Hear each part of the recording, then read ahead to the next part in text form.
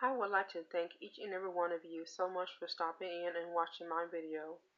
Please stay safe out there. Because of the coronavirus, everyone is on edge.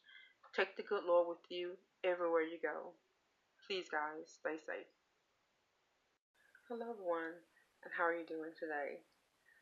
So, my family is home because of the coronavirus pandemic, and I have to talk a little bit lower than I normally talk, but so I hope that you hear me and understand the words that I'm saying. So, how are we doing? I hope that we're doing well, and I hope that we're doing better than yesterday. So, we left off at me laying in bed. This is after my diagnosis and everything, and a few days after that. So, I spent a lot of time in bed. I was depressed a lot. I was crying a lot. Just kind of wall up and just feeling alone into myself. So I was very depressed for some time. But after a while, laying in the bed, I can remember like it was yesterday. I can hear somebody in the shower. I could hear the shower running. The sun was shining bright through the my bedroom window, and I was laying there, just sad, and I I heard a voice while I was crying. I heard a voice, and the voice said to me, "Why are you crying?" I heard this voice as I'm laying there crying. I heard it. It said, "Why are you crying?"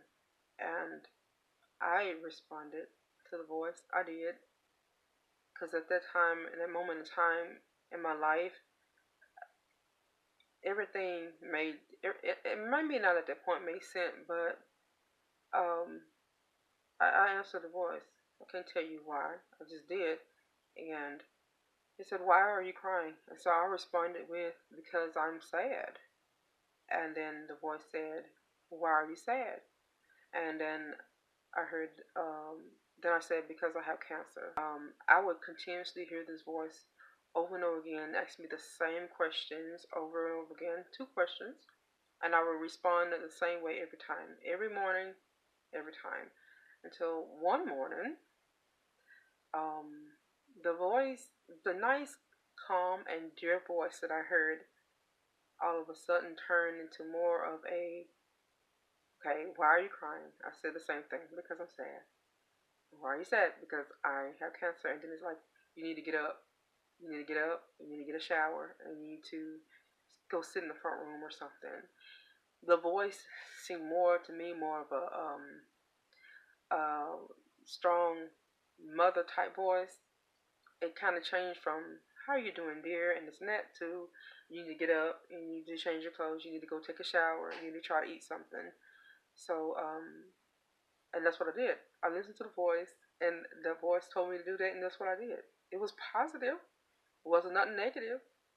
And so that's what I did. I got up, I took a shower, whatever I could to eat, which wasn't much at the time. Just I could drink some juice, just a little bit of something, but not much. My appetite wasn't very full at the time, so that's what I would do. And I'm gonna talk to you about the voice. For some time, um, I didn't know where exactly the voice was coming from, or why was I hearing this voice. But over time, I realized that the voice I was hearing was none other than my grandmother. That's who it was. Because during this whole time, I was having dreams. My grandmother would show up in a dream, and she wouldn't say anything. Something would happen, and then all of a sudden she'll. Okay, I'll tell you one dream I had. We were at like a gathering, and she came into the room. There was like a lot of people there, and she came into the room to tell me something. I was happy to see her because, of course, my grandmother has passed on some years ago. But I was so happy to see her, and she was dressed up nice and everything. And she came to me in the dream, and before she could say anything, something would happen. Like, okay, a crowd of people would come through the room in this dream, and then would rush her out the door. And I had up to maybe 3 dreams of her coming to me, fixing to tell me something, only for something to happen and kind of gonna divert the whole situation in the dream. And I would talk to my pastor about it, and he told me that she was trying to tell me something. And I just could never really have a dream where she would actually come up to me and actually tell me something. But when I started hearing these voices, I put 2 and 2 together. Like, this is my grandmother. Because the voices turned from, "How are you doing, dear?" to, "You need to get up, you need to get dressed, you need to get something to eat, put something in your body, make you stronger." It was just like a mother, a stern mother type voice that I would hear. And so when I did get up and started moving around a little bit, I felt better. I can honestly say I did feel better. So one of the things that I liked to do during this time when I did get up, I was really into crafting. I love crafting. And because I was depressed a lot, I kind of pushed it to the side. But then I got back into it. So one of the things that I did like to do was well, one of the best things I like to do with crafting is I make duct tape things, items from duct tape. And I remember always making something from duct tape. If it was just a pouch to put my laptop in when I went to chemotherapy, I made a booklet to take with me to chemotherapy, to put my appointments in and everything. So today I'm just going to make a duct tape flower for you and try to make a chain. Try to make a chain.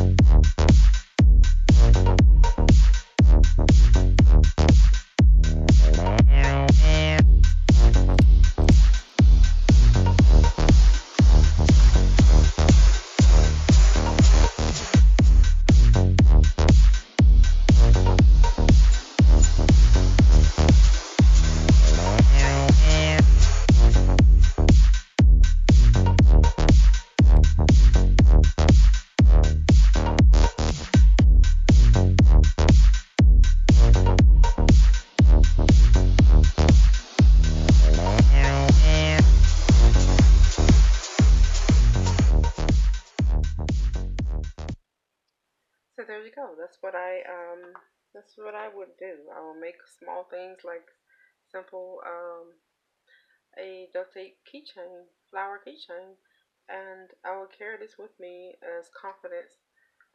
So that sorry, I need to look at the camera.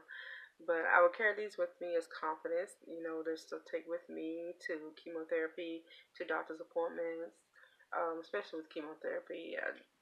Making things like this to take with me gave me courage and strength, as well as taking the good Lord with me as well. So I encourage everyone to try to get into some type of crafting where you keep your hands busy.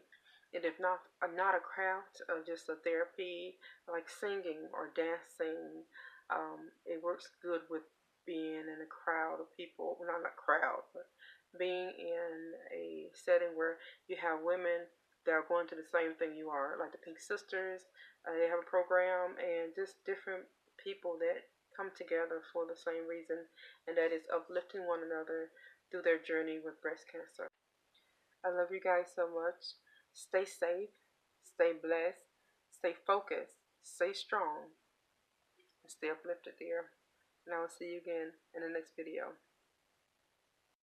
This too shall pass.